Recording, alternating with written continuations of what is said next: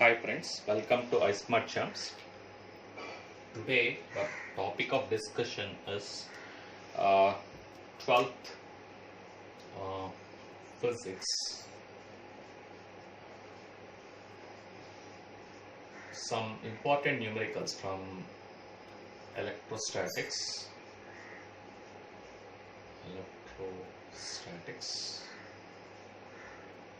Electrostatics, that's chapter 1.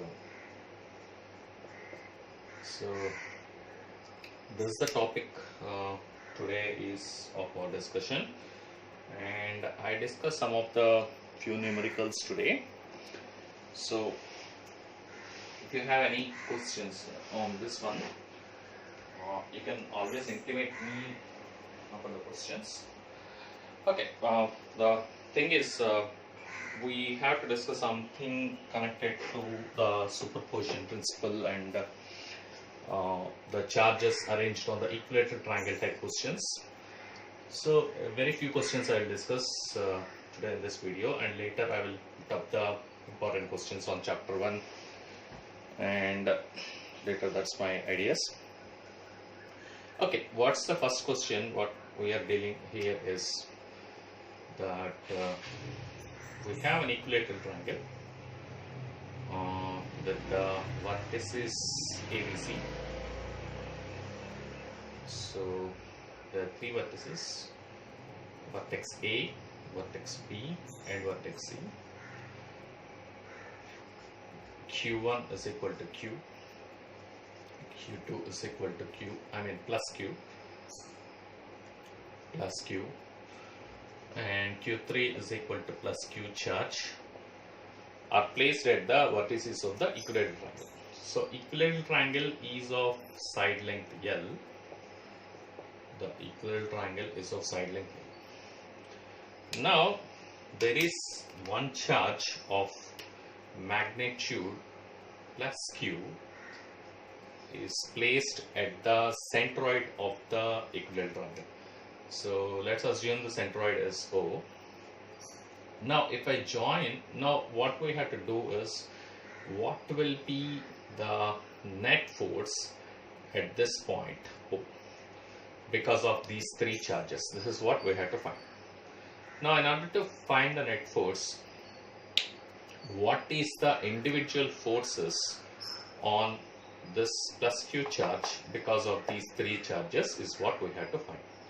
So for that to do, what we do is, first let's understand this one, that BO, CO and AO are of equal length. So AO, BO as well as CO, these are all of equal length. So how much length they would be? So let's see, if I extend this one, for the equilateral triangle this becomes the perpendicular. Let's assume this is D, and the AD will be of length √3 by 2 times L is the length what we get. So why it is so? We know that the height of the equilateral triangle is, if the side length is L, that is √3 by 2 times L. So this fact we know. And second fact what we have to know is AD is also the median of the equilateral triangle. Perpendicular itself is the median of the equilateral triangle, and the O is the centroid which divides the median in the ratio 2:1. So 2:1 it will divide. So this length will be 2/3 of the length of this. So I can say that AO is 2/3 of AD because the centroid divides the median in the ratio 2:1. So this is 2/3 of the AD length, and this is 1/3 of AD length. That means DO is of 1/3 of AD length and AO will be 2/3 of AD length. And we know that BO, CO, everything is equal. So that will be 2/3 of AD, which will be nothing but 2 by 3 into √3 by 2L. So you can cancel here and here, 2 and 2, so L by √3. This would be the length what we get here. Now apart from this, what we have to know is individual forces. So here from the point B, because of plus Q charge, this is also plus capital Q charge. This charge will try to push this charge away because they will repel each other, because like charges will repel. So we can assume this way the force acts. Assume this is F only. By a magnitude, we solve it by using magnitudes itself, and then from the angle we can find the resultants. So from the point C, we can say that this way it will push. The plus Q charge will push this way. And now from the point A, the charge plus Q is pushed along this way. I mean, in the direction of it will be along the perpendicular, or it will be along the centroid, along the direction of AD, you can say. And now this will be also F. Now this is F, and as well as this is F, and the angle between these two, we can make out it will be 120 degrees. So how it is, you can easily see, because this line, if you consider, this will be also a perpendicular 90 degrees, and this is angular bisector, so it will be 30 degrees. So this part is 60. Now you can see that here 90, this will be the angular bisector, that will be 30, and so this point will be 60 degrees. And similarly, this is also 60 degrees, and the opposite end, vertically opposite angle, so this will be 120, and this total angle between this force as well as this force will be 120. And now we have to find F net. The net force will be the angular bisector this way. You can see the net force of these two forces, this one and this one, will be this way. So that will be angular bisector, that will be along DA. Now F net, if I had to calculate it, is square root of F1 square plus F2 square plus 2 F1 F2 cos of 120 degrees. So using the resultant force formula, resultant vector formula, we can derive this. So this is from the parallelograms law, you all know very well. So F net will be, you can see this, so I have F square plus F square plus 2F square, cos 120 is negative half, so this one cancels, so I'll get minus F square here, you can see that, because this 2 I can replace with negative F square, and this one cancels, and root of F square is nothing but F simply. So but this F is acting along DA, and we have the, because of plus Q1 charge from along AD, there is F which is acting. So the net force at Q, if I have to find F net at Q, will be this net force because of this force and this force, that is F, that is along DA, and now this is along AD, so it is exactly opposite to the F net what we have calculated because of these two forces. So this cancels out with 0. So the net force at Q because of these three charges is 0. So this is how we can understand how to solve this problem. So let's move on to another question.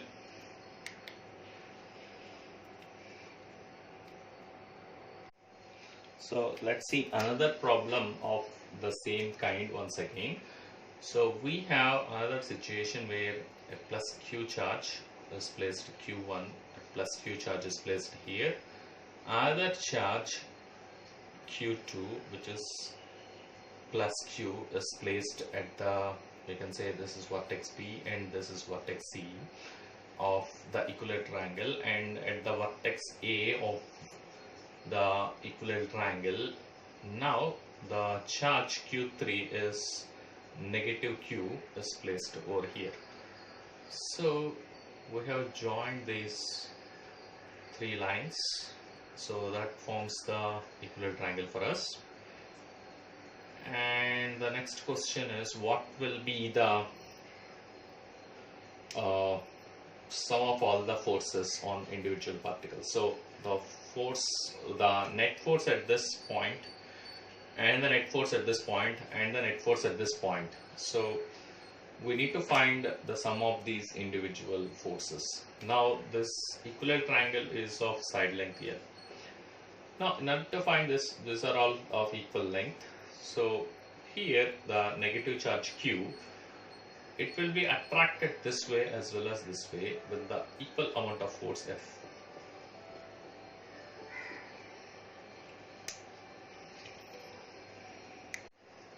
So it will be attracted this way as well as this way with the equal amount of force F. So what would be F here? The F is nothing but, so I'm writing the magnitudes. Don't worry about the writing the vector forms. So the magnitude wise, this F is K Q into negative Q divided by L square. So we know from the Coulomb's law where K is nothing but 1 by 4 pi epsilon naught. And we all assume that these charges are kept in vacuum and they are held at their positions with an unspecified force so that the configuration is not disturbed. So under these assumptions we are solving these problems. So okay, this is the amount of force what we have now. Now with this force, this is being attracted by this plus Q and plus Q charge, and now the angle between these two forces is 60 degrees. We know this very well. And now we have to, so we cannot add up the forces just like that because they are vectors. Okay, so the reason we need to find the resultant force. So in order to find the resultant can be found by using parallelogram law. And how to find the resultant? So the F are the first resultant of these two forces, this force as well as this force, is square root of, you can say, F square plus F square plus 2F square. The angle between the forces is 60 degrees, so we get cos 60. And so you have this cos 60 is half, you know that. So F square plus F square, okay, 2F square, cos 60 is half. So this 2 gets cancelled. So it's F square plus F square plus F square, that is 3F square. So what I get is F root 3. So this is the resultant force what I get, of course in newtons. I can express, I need not, I hope this know very well that the forces are expressed in newtons. So this much force is acting this way. So this will be along the perpendicular what is drawn from the vertex here. So this is done, this part is done. The next part of this one is what is the net force acting at this point and what is the net force acting at this point. I can tell you at this point, if I can find out, it's equivalent to finding at this point. So these 2 points are bearing the same amount of charge and they are at the same distance from the point A, and they are all on the vertices of the equilateral triangle, so that we know very well. And at this point, if I say because of the charge Q2 at the point C, this charge plus Q will push it this way, so in this direction, and because of this minus Q charge, this plus Q charge will be attracted this way. This is the direction. So the force with which it will get attracted is same as this, and the force with which this charge is repelled by the positive charge Q will be, the magnitude wise is the same, but the sign will change. So we have KQ square divided by L square, and this F is, I can say this would be, I'll say negative F and this is positive F, doesn't matter. So these two are equal and opposite signs. So you can say this, the resultant of these two forces, the angle between these two will be 120 degrees. We know this angle is 60 degrees. So this angle will be 180 minus 60, or you can say exterior angle is sum of the interior opposite angles. So the resultant force of these two forces will be bisecting this angle. And now what will be the resultant? The first resultant, what we got, let me write, the first resultant along the direction, let me say AD, will be F root 3. So this is the first resultant. And the second resultant, I would say FR dash is my second resultant of these two.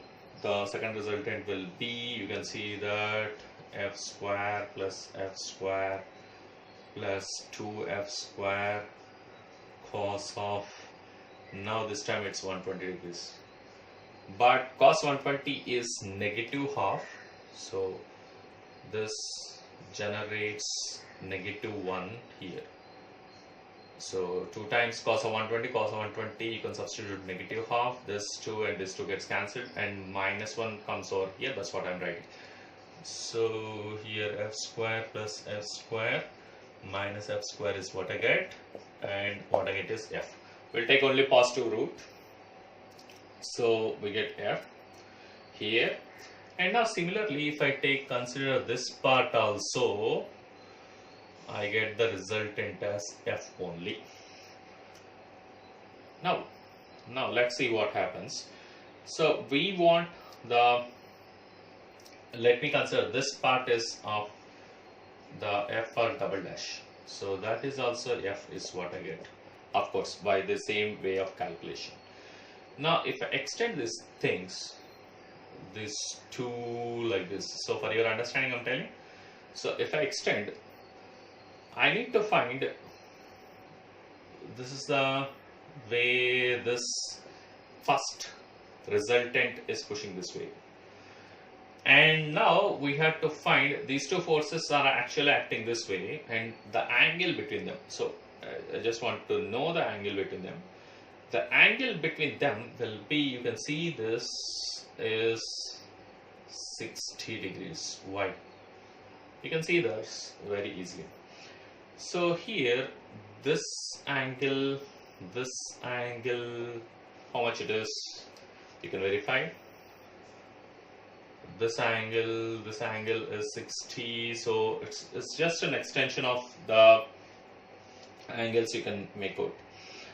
So here, so by geometry, please work out the geometry, so you can work out this one pretty easily. So this will be perpendicular 90 degrees. You can work out that this is about 60 degrees, and this part will become 30. So that's easy for you. Later, please work out. So this angle between these FR dash, which is, I'll mark it, this is FR dash and FR double dash, the angle between these two is 60 degrees. Now resultant of these two forces is what I want to find. So the resultant of the F net is nothing but square root of the first resultant is F only, the second resultant is also F. So F square plus 2F square cos 60. So I get the same F root 3 like what I got before. But this F root 3 is acting this way for these two forces, this way, that is along DA it is acting now. And the first resultant I was acting this way along AD, I would say the F net is acting along the DA direction, and the first resultant is acting in the direction of AD. So these are equal and opposite forces with F root 3, so they cancel out each other to give 0. So that's the idea. If I add up the forces, so I get 0. That will be the resultant. Okay, let's work out another problem.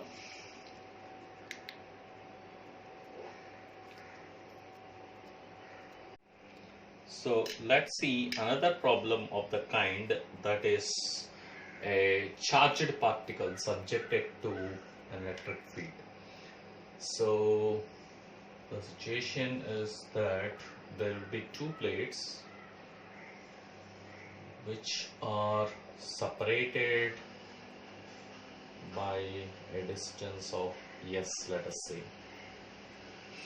So the first plate, I would say the first plate is here, the plate A, that is positive, and another plate is negatively charged. So it generates electric field. The electric field is from positive to negative direction. So this convention we all know. And the plates are separated by a distance of s. So these plates are separated by a distance of s, and a charged particle is left at certain place near to the plates. Assume a charged particle plus q is left at this plates at the plate A, and it will travel a distance of s. You can assume that the charged particle can be left anywhere here, and it has to travel a distance of d. This is one kind of problems what we see. So the scenario is that from any point, it has to travel a distance of d in y direction, or it has to, the distance between the plates is s, or any kind of stuff. So in order to solve these problems, what is the first and foremost equation? So here the electric field, the charged particle plus q is subjected as E, assume. So the force acting on the charged particle, and the another thing what they give in the problem is the mass of the charged particle. So if it is electron or a proton, the me and mp we can write. So mass of electron, mass of proton you can substitute if the charged particles. So accordingly the sign changes. If the electron is negative, that's minus q. If the proton is introduced, you can say that is plus q, positive charge. If the electron is introduced, you can say that's a negative charge. So first and foremost thing what you have to know to solve this problem is F is equal to QE. The force acting on the charged particle when it is subjected to an electric field of E is given by F is equal to QE. And also from the Newton's law of motion, Newton's second law, you can say F is equal to ma. That will be the acceleration of the charged particle plus q when it is subjected to the electric field E, and the charged particle is having a mass of m. And one can find the acceleration from this equation, that is the acceleration of the charged particle. I would write the capital A for my convenience, that's it. So where A plus Q is the acceleration. So this is the equation how you can find the acceleration by equating these two. So that's QE divided by m. I transport m to this side, so I get QE by m. That will be the acceleration which is obtained for the charged particle while it is moving from this plate to this plate. So the charged particle can be introduced at any position, I said, and initially when it is introduced, assume that the initial velocity of the charged particle while it is introduced, it's 0. And from the kinematics you can use the equation as equal to ut plus half at square, and using this equation one can find how much time it will take for the charged particle to reach from this plate to this plate. So here I said when it is introduced, the initial velocity is 0, so it is introduced at rest. So this point, this goes to 0. And what is A here? This is our A plus Q, that's the acceleration of the charged particle. You can say S is equal to half AQ t square. So I can find the time required for the charged particle to reach from plate 1 to the plate 2 is from the equation T is equal T square is 2s by uh, 2s by a plus q. I can write a plus q, and the T is given by square root of 2s by a plus q. So what is a plus q over there? That's QE by m. Just substitute that.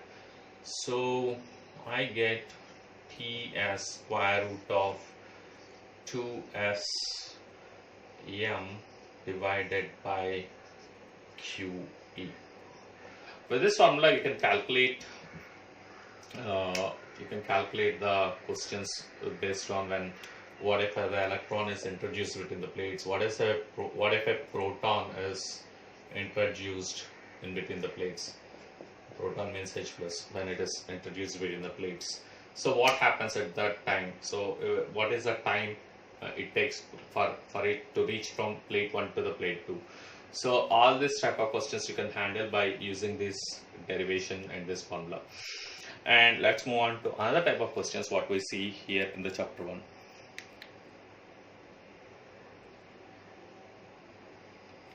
You can make a note of it. So let's see another type of questions what we see in this chapter, that is chapter 1, electrostatics. So here there will be two charges which are separated by a very small distance, that's called a dipole. So let's say it's r, and that we consider the length of the dipole is 12. And now this is of minus q and this is of plus q charge. So this is how we assume, and the direction of the dipole moment one can say is from negative to positive. This part we know very well. And now from the center of the dipole, so we assume that as per your textbook we'll say it's 2a. This length is a and this length is a, and let's assume the center of the dipole is O.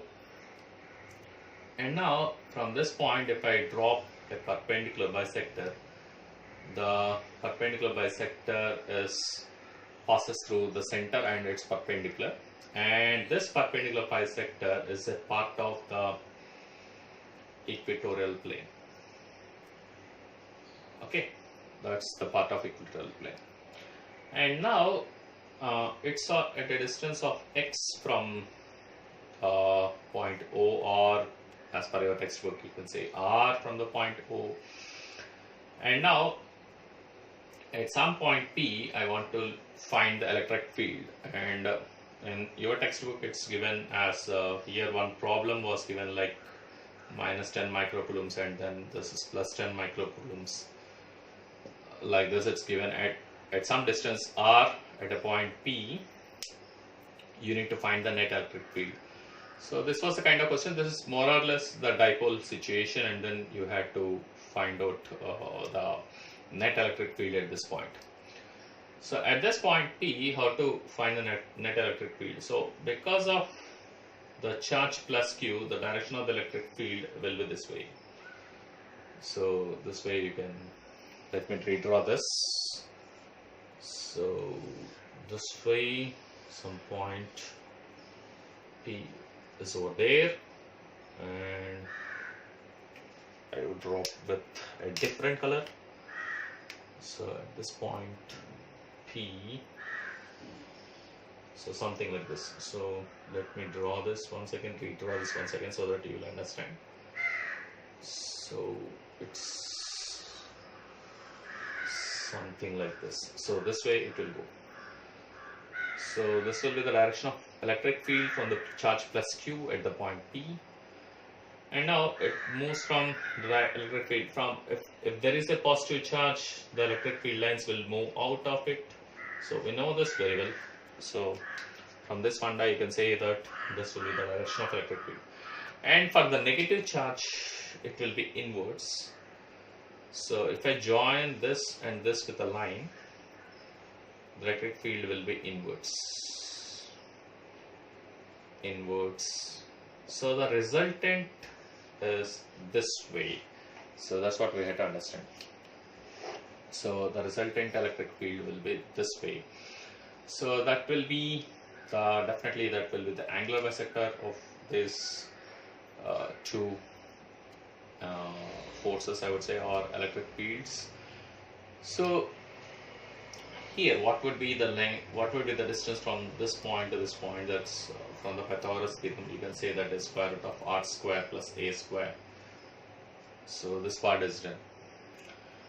And now at this point P, I can say that electric field, because of the first one, that's plus Q, is E plus Q happens to be KQ.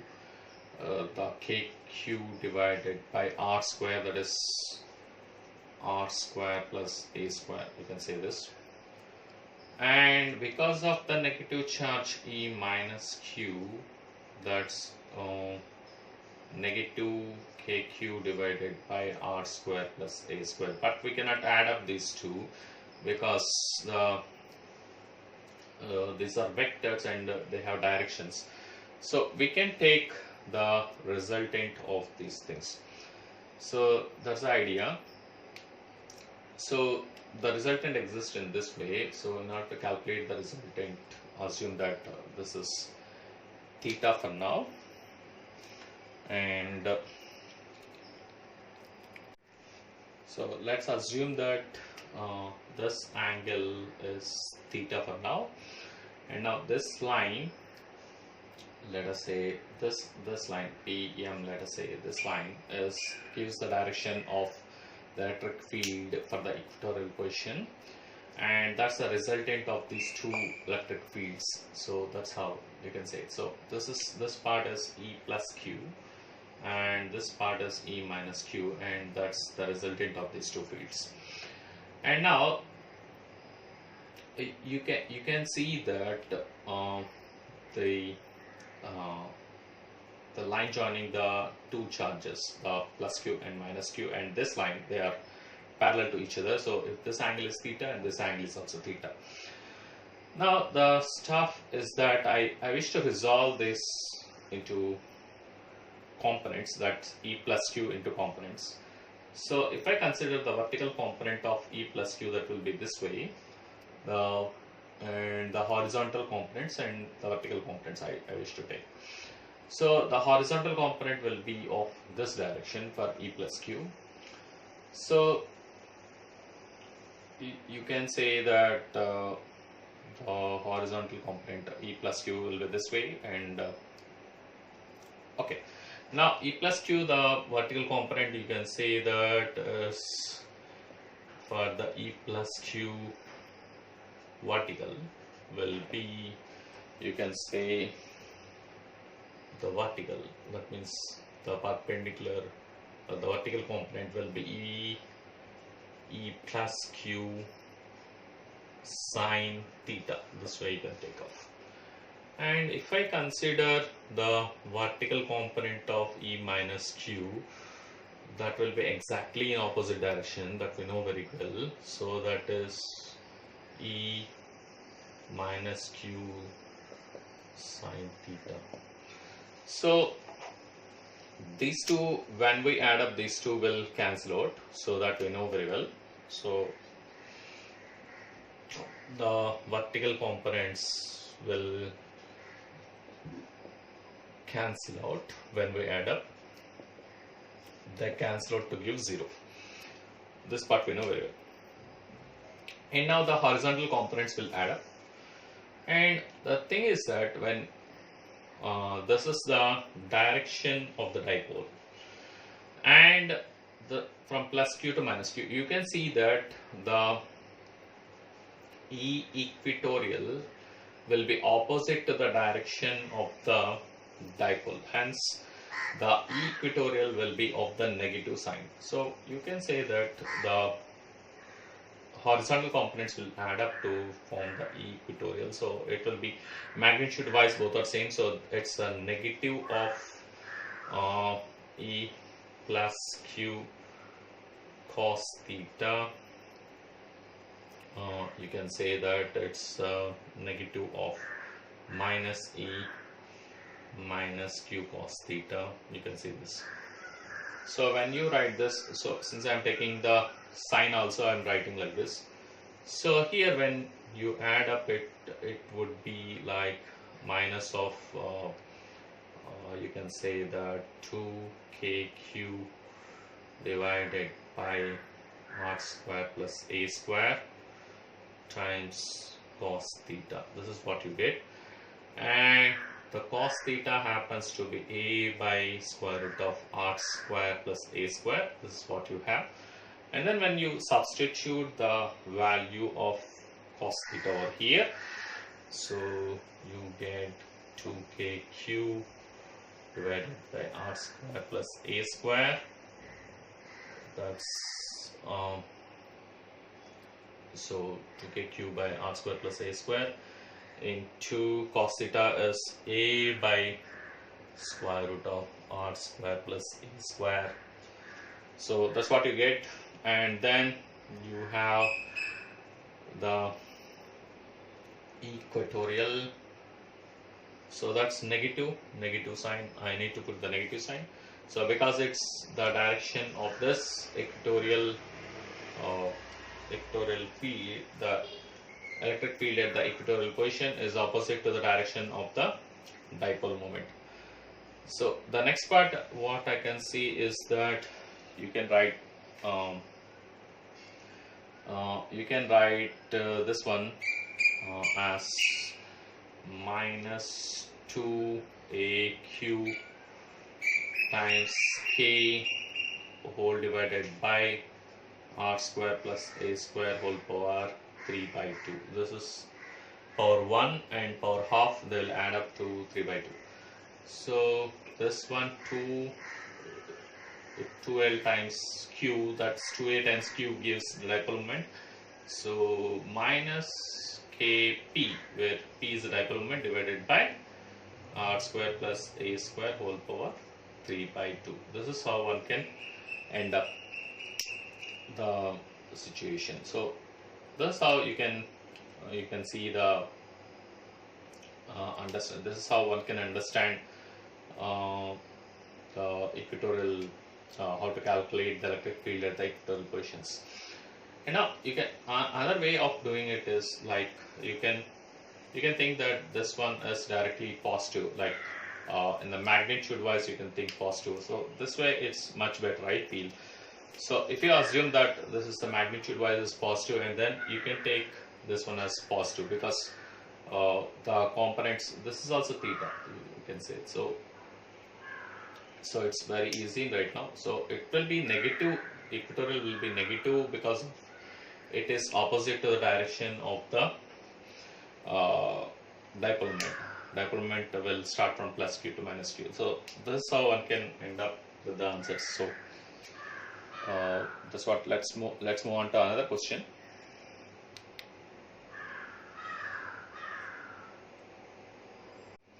So another type of questions what we see in this particular chapter, chapter 1, electrostatics, electric fields, electric charges and electric fields, is that so a dipole, let us say this is minus q and this is plus q, and let's say this is a and this is b. These are fixed at certain coordinates. Okay, the coordinates are 0, 0, minus a, and the other coordinates is 0, 0, plus a. So this is how these two are fixed at two coordinates. So now you can calculate the dipole moment. So it can. This is the simplest version. Or the other type of versions is like you can have any kind of coordinates like a1, a2, a3, and this is you can say b1, b2, b3. So the coordinates of the charges, that is the position of the charges, they will give you, and that's the coordinates of the charges they can give you. And now you have to find the dipole moment. The question is, how do you find dipole moment? in this case. So dipole moment in order to find, so we have very simple formula. See, the coordinates they have given. So what you need is the distance between these two charges. The distance is given by the formula we know from the geometry, that is like x2 minus x1 whole square plus y2 minus y1 whole square plus z2 minus z1 whole square. So the distance between these two charges can be found out from this formula. So in this case, when you work out the first case I'm talking about, this is a type of problem that what they have given is minus 15 centimeter. I hope this is plus 15 centimeters, something like this they have given. Of course, after finding the distance, you have to convert into meters. That's the next part of that. And now the distance between these two can be found out by using this formula. So when you work out, it happens to be a plus a, that is 2a whole square. So that is will be 2a. Distance will be 2a straight away. So here, if 15 centimeters is given, that is 2 times 15. That is 2 times 15 centimeter. That is 30 centimeter. So that is 30 into 10 to the power of minus 2 meters. So this is how you can plug in the distance, that is distance is 2a, and now dipole moment is 2aq, and whatever the charge they have given, that you can substitute, and 2a is the distance between the two charges, which is the length of the dipole. So that's the idea how to handle this kind of questions. Let's move on to another type of questions. So another type of questions what I see is the cube flux type. Cube flux type. So here, cube flux type questions, what you see is the varying electric field. So the electric field varies as something like this, alpha x power half. This is one of the questions what I see. So where alpha is some constant and x is the distance with which it will vary. And now they have given the in 3 dimensions. I would like to draw the cube first. So later I can put up the axis. So here let me draw a cube, and they have given that this is Ex. So I'd like to tell about that one. So this is another cube you can consider. So this is the cube what we have. So with this cube we have, this cube is placed upon the x-axis, you can say. So this is z and this is x, this is y, and this is extended to x. And now this is the origin 0 0 0, and this is of a distance of a, and the cube is having a side length of a. You can say the cube is having a side length of a. And now what they said is that they also said that Ez and Ey are 0. So this is the another thing what they have given us. So Ez, so that is in the z direction, the flux is, the electric field is 0, and in the z, in the negative z, you can say both are in z directions. Okay, in y direction, if I consider, the y direction is towards us, you can think of, and inside the board. So towards us and inside the board, the flux is 0, and only in the horizontal direction you have the flux existing. And flux varies with Ex is equal to alpha times x power half. This is how the flux varies. And now with the variation of the distance, we have change in flux, and then what we have to find is that flux at this phase as well as the flux at this phase, both the things we have to find. And let me say this is at the phase A and this is at the phase B, we have to find it at both the faces, and the net flux and the charge. So flux at the face A, flux at the face B, and the net charge inside the cube. Inside the cube. This is the thing what we have to find.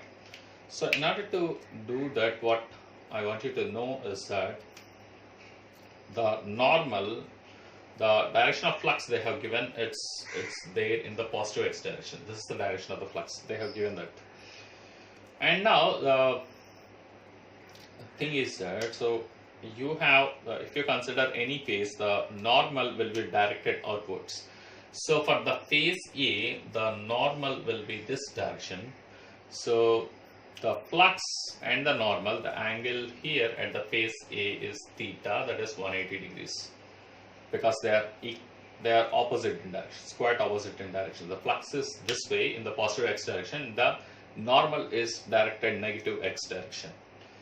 So you have to find the flux at the phase A.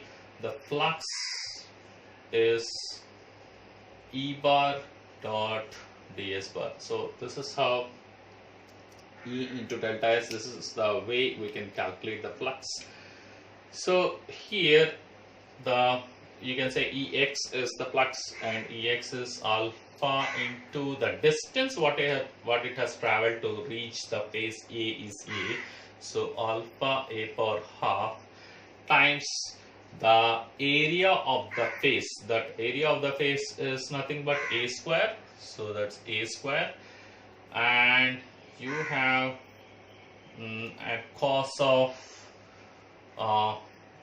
delta S cos theta. So you can say delta S cos theta, E delta S cos theta. So or E bar dot, you can say E bar dot ds bar, or E bar dot delta S bar, or E x delta S cos theta.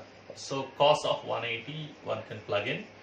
So that happens to be the flux phi A is alpha A to the power of 2 plus half is 2.5, so that's pi by 2 for us.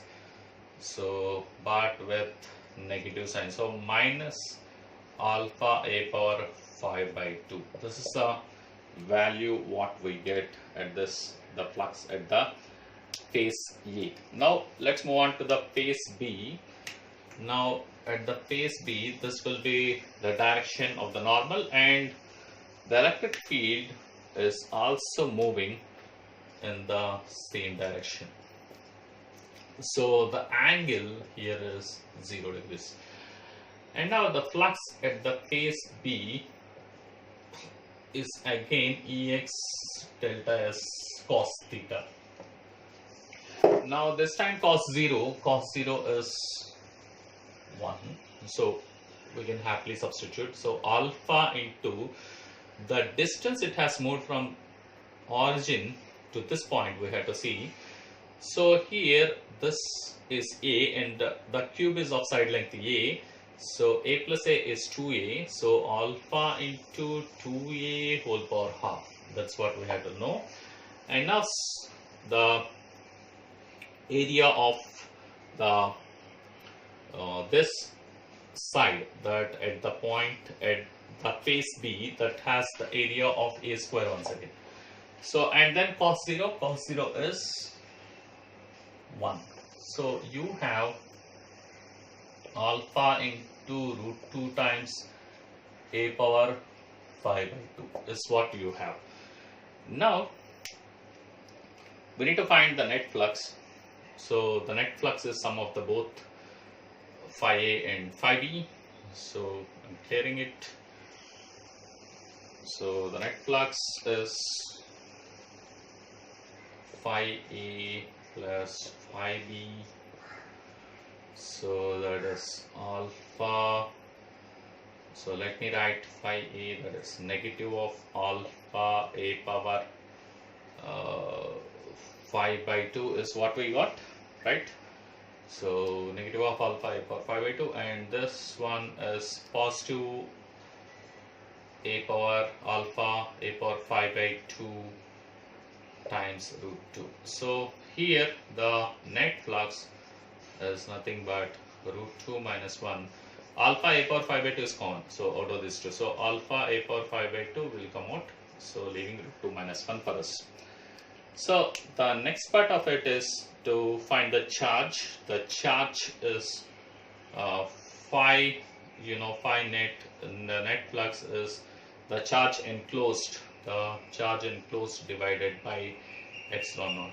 So you just have to multiply. To find the charge, you just have to multiply this net flux with epsilon naught. So epsilon naught times root 2 minus 1 times alpha a power 5 by 2. So if the values of alpha and a are given, you can substitute the values and substitute the value of epsilon naught. You can get the answers. So let's move on to another question. So the next type of question is what we see in chapter 1. I will discuss 2 more models in the chapter 1 and then we'll close the video. So another type of model what we see here is finding the neutral point type. So neutral point is a point where the net force is 0. So assume that there is a charge plus Q1 and plus Q2. Both charges are there. So this is I consider mostly the questions what I see in the examinations are the like charges type questions. Okay, unlike charges also you can follow the same kind of stuff. So these two are connected by a line of distance d, let us say. And now there is a point, so assume that I will assume that plus Q1 is greater than Q2. So the neutral point lies closer to the smaller charge. So smaller charge is Q2. So I would say the neutral point is closer to Q2 at a distance of x, let us say. And now the neutral point is the point where the net force because of these two charges is 0. So assume that I place a charge of plus Q here at the neutral point, that the net force on plus Q charge is 0. So so what would be the distance of x in terms of d in terms of charges Q1, Q2? This is what we had to find. So in order to find that, so this portion, this distance will be of the length d minus x. So because this is x and this is d minus x, because these two charges Q1, Q2 are separated by a distance of d. So from plus Q1 charge, what is the force on plus Q? So from plus Q1, so the force F1 happens to be K into Q1 Q divided by d minus x whole square. This is the force from Q1 side, and from Q2 side, let me say that's F2, that's K Q2 Q divided by x square. So this is from this side. So the force from Q2 on plus Q will be acting this way. The force from Q1 on plus Q will be acting in opposite way. So the net force at this point is 0, which means that because these two are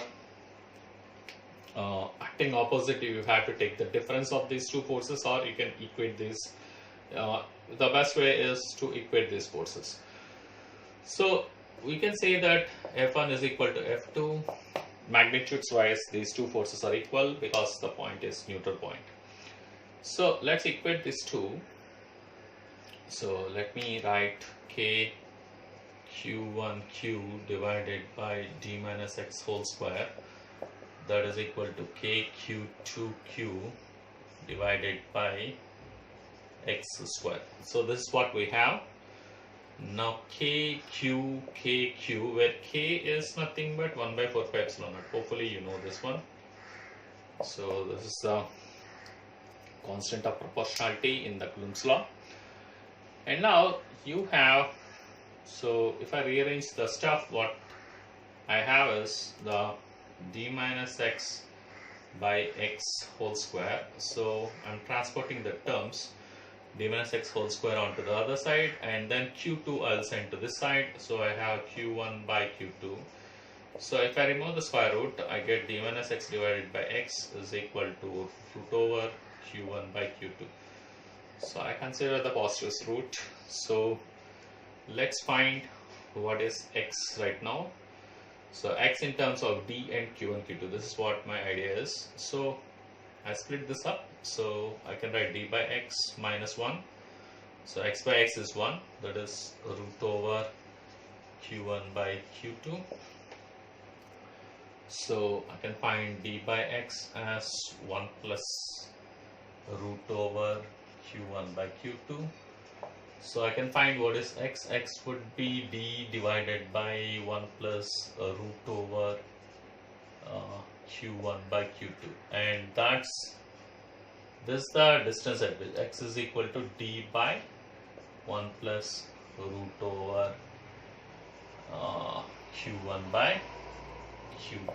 This is the way you can calculate the neutral point. Neutral point x is at a distance of d by 1 plus x is nothing but d by 1 plus root over q1 by q2. X is the point, I can say the point P at a distance of x from q2, and the x is given by d by square root over d by 1 plus root over q1 by q2, and that x is at a distance of the point P is at a distance of x from the small charge q2. So this is how one can find the neutral point. Neutral point P is at a distance of x from the smaller charge. X is given by this formula. So this is how you can find the neutral point. This is one type of questions. And another type of questions what we see is, this is the last one what I am discussing in this video. So another type of question what we see is that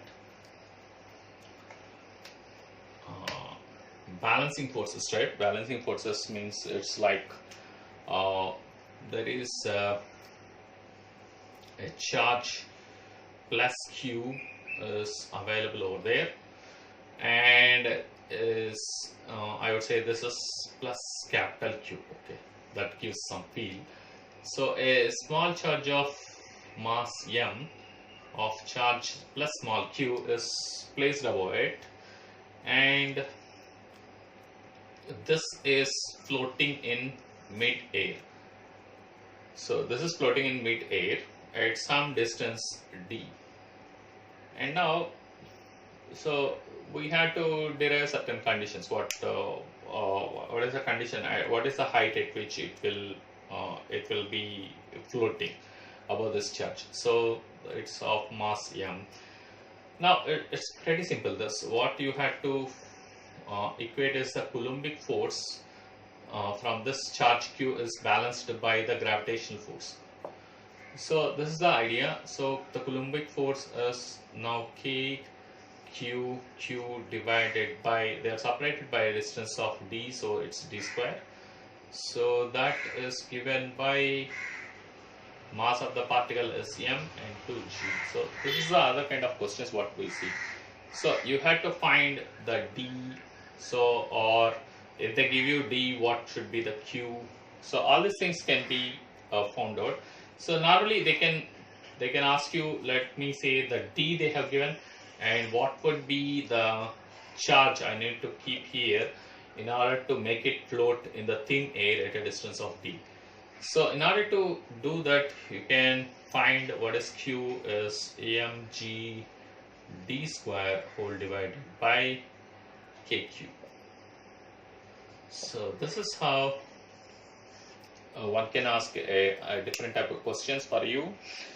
So that's it for this video, and thanks for watching the video. Thank you very much, and please do subscribe the channel, and the subscription button is available over there. And thanks for watching the video. Thank you very much.